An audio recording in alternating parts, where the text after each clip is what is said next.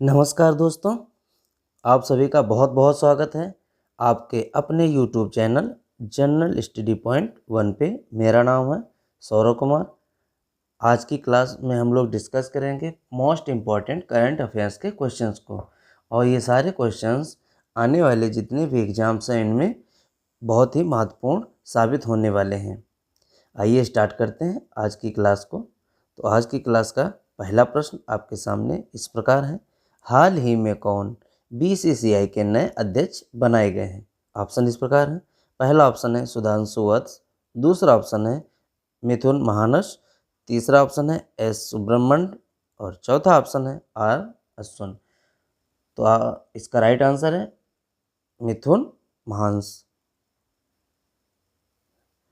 मिथुन Mahanas BCCI के नए अध्यक्ष बनाए गए हैं और ये 37वें नंबर के हैं।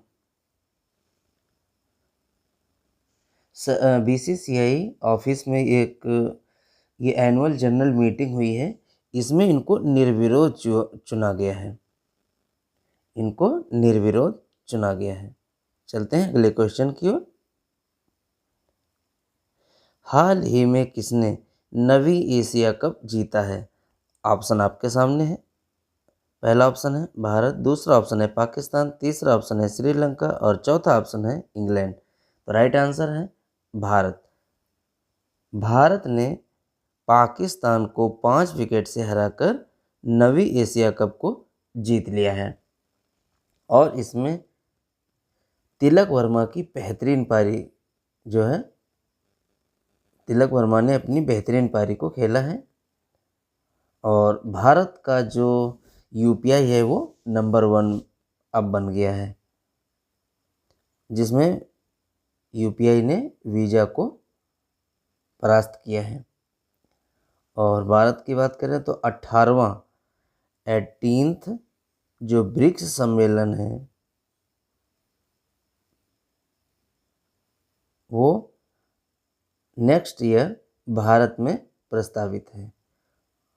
और बात करें तो पिछले 17वें की, जो 17वां था वो ब्राज़ील के रियो डी जेनेरियो में हुआ था। इन्हीं पॉइंट्स के साथ चलते हैं अगले प्रश्न की ओर। संयुक्त राष्ट्र संघ द्वारा हाल ही में फिर से किस देश पर आर्थिक सैन्य प्रतिबंध लगाया गया है? ऑप्शन इस प्रकार है। पहला ऑप्शन है ईरान, दूसरा ऑप्शन है यूक्रेन, तीसरा ऑप्शन है रूस और चौथा ऑप्शन है पाकिस्तान। तो इसका राइट आंसर है ईरान। ईरान द्वारा फिर से राष्ट्र संघ, जो एक संयुक्त राष्ट्र संघ है, उसके द्वारा आर्थिक सैन्य प्रतिबंध लगाया गया है ईरान पर। और इसका कारण ये है कि ईरान जो है वो परमाणु कार्यक्रम एक कर रहा था, उसी की वजह से इस पर यह प्रतिबंध लगाया गया है। बात करें ईरान की, तो ईरान की जो कैपिटल है वो तेहरान है।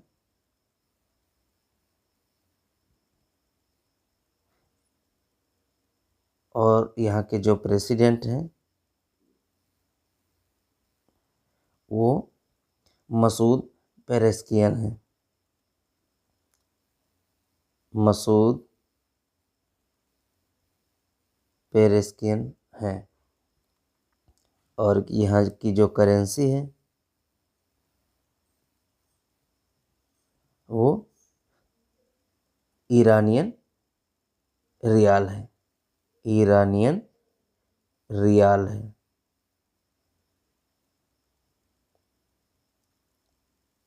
चलते हैं अगले प्रश्न की ओर। ये रहा अगला प्रश्न। हाल ही में कहाँ 14 से 28 सितंबर 2025 तक हिंदी पखवाड़ा मनाया गया है? ऑप्शन इस प्रकार है। पहला ऑप्शन है ढाका, दूसरा ऑप्शन है थिम्पू, तीसरा ऑप्शन है श्रीलंका और चौथा ऑप्शन है बांग्लादेश। तो इसका राइट आंसर है ढाका। ढाका में 14 से 28 सितंबर 2025 तक हिंदी पखवाड़ा मनाया गया है। और ये इसी ढाका में स्थित जो स्थान है इंदिरा गांधी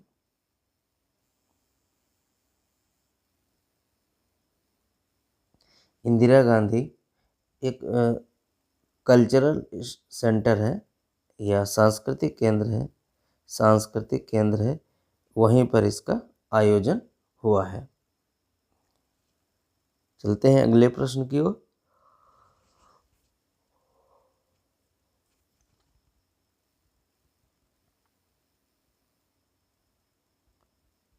हाल ही में किसे भारत का महान्यायवादी के रूप में दोबारा नियुक्त किया गया है?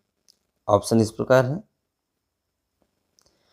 पहला ऑप्शन है हरीश साल्वे, दूसरा ऑप्शन है आर वेंकटरमणी, तीसरा ऑप्शन है के वेणुगोपाल और चौथा ऑप्शन है मुकुल रोहतगी। तो इसका राइट आंसर है आर वेंकटरमणी। जो आर वेंकटरमणी है वो भारत के फिर से महान्यायवादी के रूप में इनको चुना गया है। महान्यायवादी को अटॉर्नी जनरल भी कहते हैं। अटॉर्नी जनरल का मतलब होता है जो भारत सरकार है उसको एक वकील के रूप में कार्य करना होता है। और ये जो रिटायरमेंट हुए थे अभी, लेकिन इनके रिटायरमेंट के बाद में इनकी जो ये पद है ये 2 ईयर के लिए एक्सटेंड किया गया है और ये अब 2027 तक इस पद पर रहेंगे। इनकी जो नियुक्ति हुई थी ये 2022 में हुई थी। 2022 में हुई थी।